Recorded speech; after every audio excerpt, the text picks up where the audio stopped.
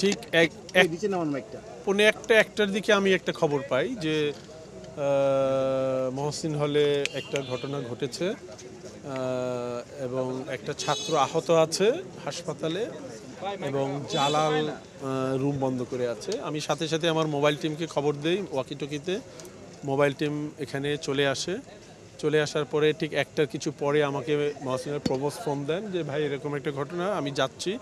আমি বলি আপনি যান এবং আপনার সকল হাউস টিউটরদের জড়ো করেন, সবাইকে ওখানে যেতে বলেন, আমার মোবাইল টিম ওখানে আছে। তো উনি যাওয়ার পরে পরিস্থিতি যখন একটু খারাপ হয় তখন আমরা পুলিশে খবর দিই, আমি ফোন করি পুলিশকে, উনিও প্রভোস্টও ফোন করেন।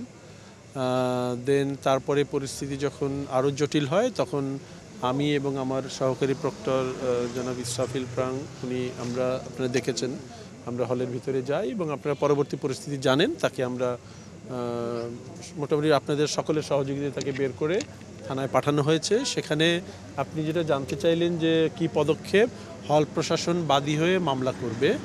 হলের প্রভোস্ট, 2 জন হাউস টিউটর এবং কর্মকর্তারা থানায় নিয়ে গেছেন পুলিশের সাথে, পুলিশ সহযোগে, এবং সেখানে মামলা হবে। মামলার পরবর্তী যে প্রক্রিয়া সেটা প্রচলিত আইন অনুযায়ী চলবে।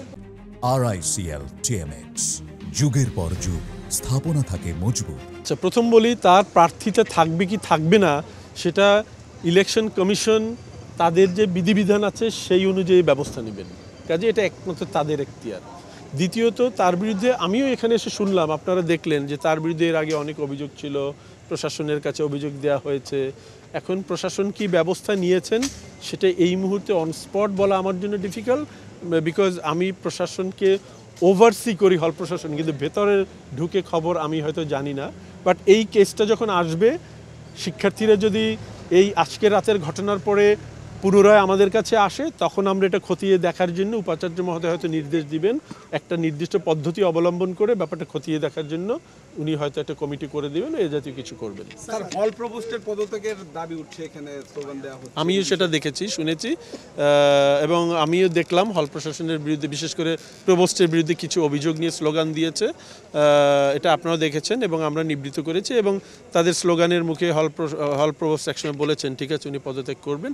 বাট আমরা দেখি শিক্ষার্থীরা, আমি ওদের আহ্বান জানিয়েছি আজকে দিনে কোনো এক সময় উপাচার্য মহোদয়ের সময় নিয়ে ওরা যদি আসে ওদের দাবি দেওয়া বলুক, কারণ আমরা তো শিক্ষার্থীদের কথা শুনতে চাই, তাদের কথা না শুনে কোনো ব্যবস্থা নেওয়া যাবে না।